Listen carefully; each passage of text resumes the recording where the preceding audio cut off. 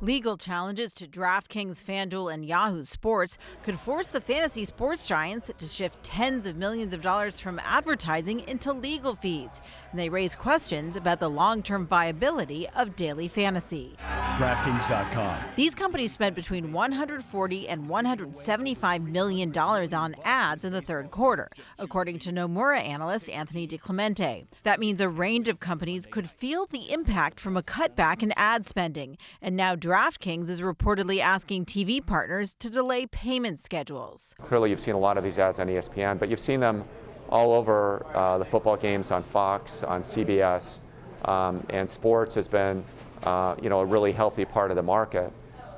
So, the impact's going to be noticeable at these networks if these guys go away. Fantasy sports represented about 2% of the Big Four broadcasters' revenue in the third quarter, but they represented more than half of their advertising growth in the quarter, according to Bernstein estimates. If you look at something like ESPN, they were growing advertising normalized at a 9% clip in the September ending quarter.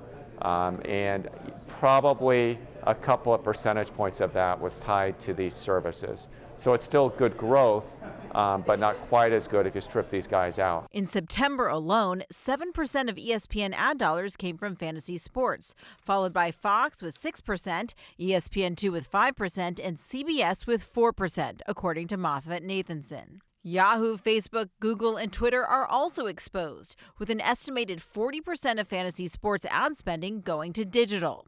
FanDuel tells us, quote, our advertising spend is seasonal. It peaks at the beginning of the NFL season and declines as the season goes on. FanDuel says it shifted spending towards fantasy sports for all, a group petitioning to keep the business legal. DraftKings tells us it's been scaling back ads since the first week of the NFL season, and they're discontinuing ad channels that are not performing well. For Nightly Business Report, I'm Julia Borston in Los Angeles.